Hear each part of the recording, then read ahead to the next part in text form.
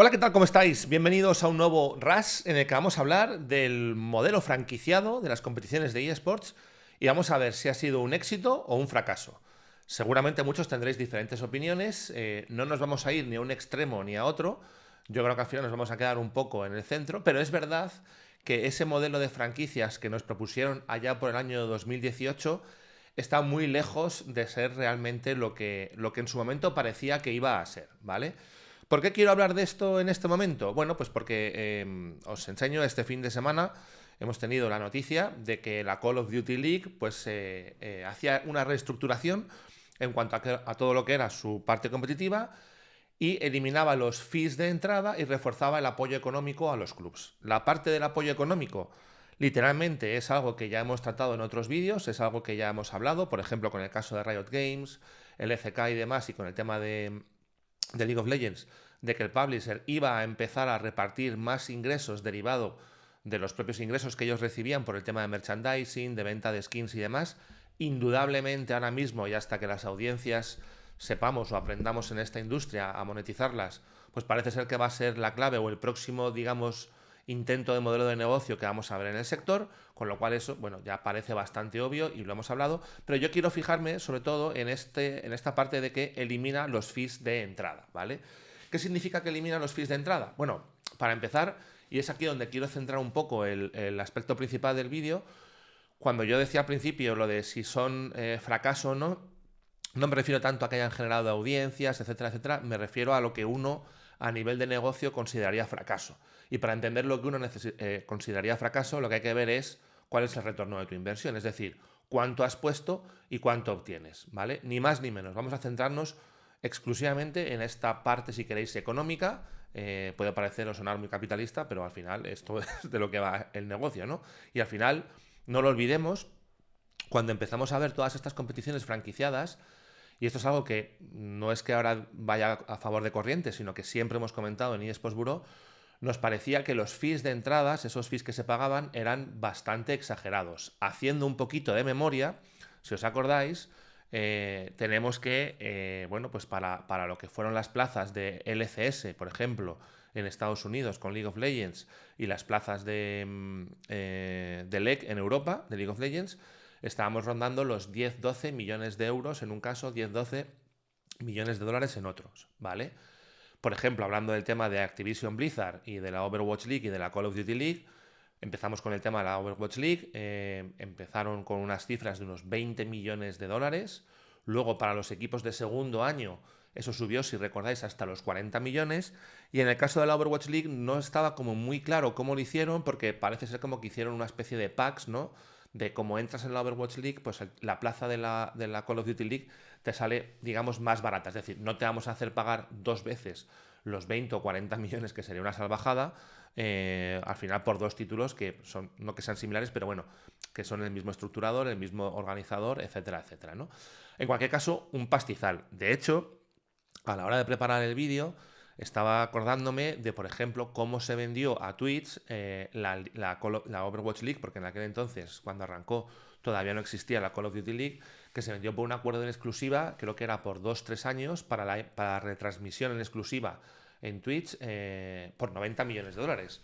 Ya sabemos cómo terminó eso. Twitch dijo que renovaba su padre, intentaron vendérselo a YouTube, YouTube también les pagó una cantidad exagerada. También es verdad que metiendo otras partes de Activision Blizzard, como por ejemplo el tema de Hearthstone y demás, y al final acabaron exactamente las mismas. Dijeron, aquí ni exclusividades ni leches. Yo creo sinceramente que es que esta venta de estas supuestas audiencias, de estas ligas franquiciadas, fue un poco lo que ha venido a acabar con el tema de las exclusividades a nivel de audiencias, ¿no? A nivel de que plataformas de streaming se queden con exclusividad con la competición, porque al final, como vieron, pues no daba para todo, ¿no? Pero bueno, más allá de eso, volvamos un poco al tema de los fees de entradas. Unos fees de entradas que en su momento todo el mundo dijo, esto es una auténtica locura. ¿Cómo se intentó vender el tema? El tema se intentó vender con, bueno, te puede parecer una locura, pero es verdad que el precio que hay, este es el precio que hay hoy. Si esto funciona y va fenomenal, el precio que habrá mañana será mucho mayor. Y podrás también revender tu plaza por mucho más, ¿no? ¿Qué es lo que hemos ido viendo con el paso del tiempo? Pues con el paso del tiempo hemos ido viendo cómo equipos, por ejemplo, en la LEC o en la LCS, han ido vendiendo sus plazas. Diría que muy poquitos, sobre todo al principio, son los que a lo mejor le han sacado un determinado rendimiento económico, es decir, realmente han hecho una inversión y han podido sacar más de lo que habían invertido, aunque con truco, y ahora explicaré, ¿vale? Y esto es muy importante porque también es un dato que se está viendo de manera constante en todos estos anuncios y es extremadamente importante.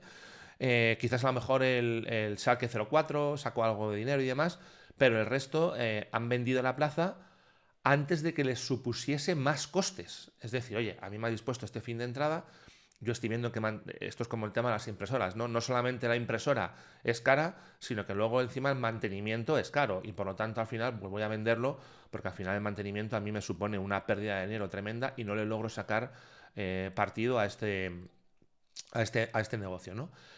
En esas ventas hemos estado viendo muchas cosas. Hemos estado viendo sobre todo que, claro, nunca llegamos a saber realmente cómo estaba funcionando el tema. Nunca nos dijeron, pues oye, han pagado upfront los 20 millones. Siempre se nos antojaba un poco raro, ¿no? Que llegase alguien, por mucho que, por ejemplo, en Estados Unidos estuviesen detrás familias y grandes fortunas que estaban muy acostumbradas a pagar por franquicias de la NBA, de la NFL, de la NHL y demás, pero siempre se nos hizo un poco cuesta arriba pensar que alguien iban a desembolsar a tocateja esos 20, 40 o 10 millones por algo que todavía no estaba contrastado, ¿no? Como estamos viendo, efectivamente, y aunque esto evidentemente se ve luego a posteriori porque esos contratos y demás era imposible poder conseguirlos, lo que se está viendo es que ni Cristo pagó esos millones upfront. Es decir, hubo negociación por negociación, caso por caso, y lo que más comúnmente se ha visto es que determinadas, o la mayoría de las franquicias o de las empresas que pagaron por obtener esas franquicias, pues que estaban haciendo como un plan de pagos, ¿no? Muy probablemente, por lo que yo estoy viendo y la información que va saliendo, quizás a lo mejor un 30 o 40% por adelantado y luego el resto del pago, pues a lo mejor está fraccionado, yo diría que incluso a lo mejor una cifra relativamente alta, como pueden ser a lo mejor 10 años, que era un poco, pues oye, en 10 años esto tiene que haber explotado, ¿no? Pensad que llevamos 6 desde 2018. ¿De acuerdo? O sea que todavía queda por ver, pero ya se está viendo un poco que no va a ser tan así como esperaban. Y esto lo hemos visto en absolutamente todos los anuncios que se han hecho. Por eso, cuando os mostraba aquí el tema de que elimina los fees de entrada, a ver, no es que vaya a haber fees de entrada porque ya no va a haber nuevas franquicias.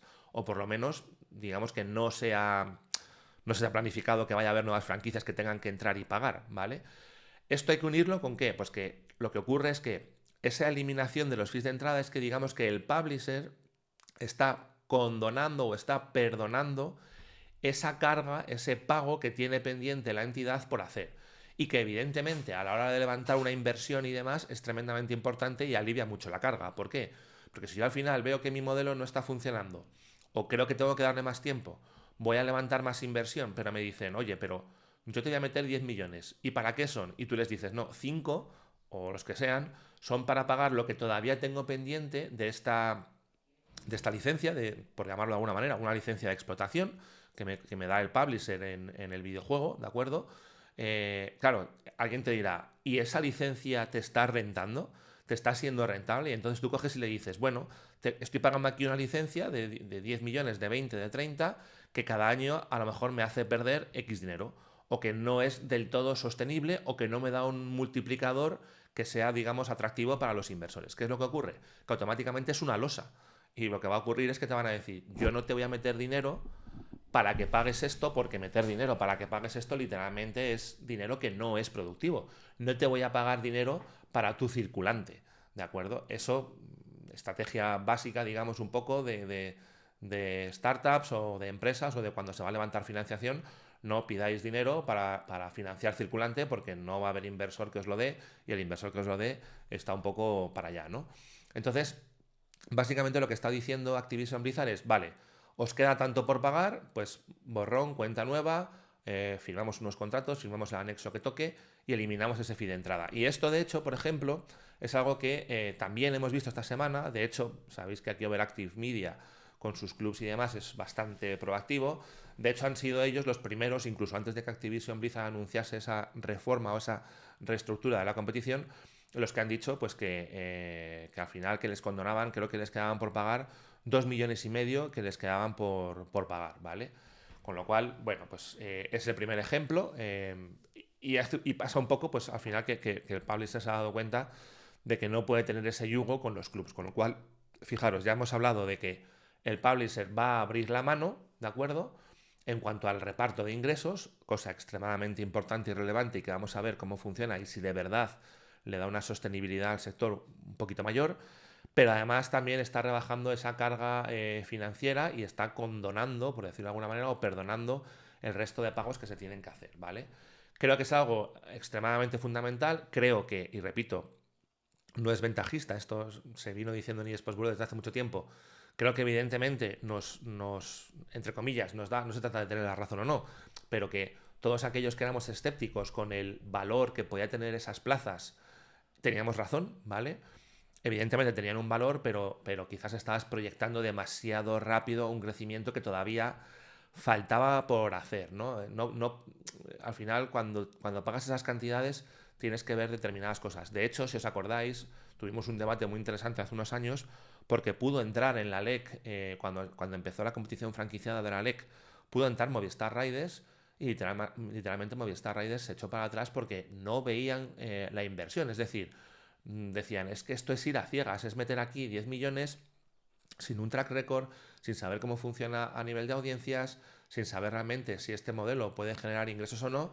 Sí, está claro que a lo mejor pierdes el tren, pierdes una oportunidad, pero bueno, ya habrá otras. Y en cualquier caso, a nivel de inversión es un poco kamikaze, ¿no? Curiosamente, además, esto ha pasado en la LEC, que yo me atrevería a decir que es probablemente una de las competiciones en las que sí que está o que mejor ha funcionado el modelo de franquicias, porque ahí sí que es verdad que han sabido captar muy bien la atención de marcas que se han convertido en partners y demás, y por lo menos, dentro de que hay muchos clubs que han abandonado la LEC o la LCS y demás porque el modelo no les resultaba sostenible, aquí es de las que más estables a nivel de modelo parece. Y es súper curioso también porque precisamente era una de las regiones donde más dudas teníamos. ¿Por qué? Pues porque el modelo de franquicias en Europa a nivel deportivo nunca se había aplicado. No encontraréis un deporte, sea el que sea a nivel europeo, que funcione con modelo de franquicias. En cambio, en Estados Unidos existen todo el modelo, digamos, de los deportes profesionales o más importantes es franquiciado: béisbol, hockey, baloncesto, fútbol, fútbol americano también. Y en cambio, el modelo de la LCS, sabéis que están cada 2 por 3 cambiando, no están encontrando, no están logrando conseguir una longevidad en los partnerships lo suficientemente adecuada, etcétera, etcétera. Entonces, bueno, al final, como decía, ¿esto a qué nos lleva? Pues nos lleva un poco a lo que estamos experimentando estos últimos tiempos en el sector, que yo creo que no es malo, todo lo contrario, es necesario. Es bueno darse cuenta de que nos habíamos creado un hype y nos habíamos puesto unas cifras que no eran coherentes, hemos dado marcha atrás en muchos pasos. Este es otro más. En las ligas franquiciadas es, venga, pasito para atrás, esto no valía lo que dijimos, te perdonamos la deuda o te perdonamos el resto del pago, ¿de acuerdo? Y bueno, pues a partir de aquí vamos a crecer, digamos, con un orden más concreto y con una realidad mucho más próxima a la situación que tenemos, ¿no? Habrá que ver qué dicen un poco aquellos que pagaron más, que pagaron menos. Yo supongo que habrá una tabla rasa e incluso, no lo sé, se podría llegar a devolver dinero a clubs que a lo mejor sí que hayan pagado algo, no lo sé. Repito, yo creo que esto va negociación por negociación, pero ahí puede haber tiranteces con los clubs. Oye, si yo te he pagado todo y digamos he tenido más confianza que el resto, me tendrás que devolver el dinero. O porque yo te lo he pagado y no me queda nada por pagar, no me lo vas a devolver. Es una situación que, repito, no es compleja, que supongo que al publisher le ha costado mucho tomar esa decisión, pero que ineludiblemente estamos en el 2024, sabemos la situación que tenemos en el sector de los eSports y, como digo, a muchos niveles ha habido y es necesario dar ese pasito para atrás para construir sobre algo mucho más realista. No sé qué opináis, no sé si pensáis que las ligas franquiciadas son el futuro o no, no sé si pensáis que a lo mejor solamente son convenientes para algunos clubs sí, para otros clubs a lo mejor quizás no. No lo sé, opiniones hay como todo, hay muchísimas opiniones, para gustos los colores, pero en cualquier caso, penséis lo que penséis, dejándoslo en la caja de comentarios, comentándoos qué os parece, si estáis a favor, si estáis en contra, si pensaríais en otro potencial modelo que pudiese funcionar en la industria, quién sabe, a lo mejor tenéis ahí una idea y queréis compartirla. Y en cualquier caso, pues muchísimas gracias por estar ahí, por todo el apoyo que estáis dando a todos los vídeos y nos vemos en el siguiente RAS. Un abrazo, chao.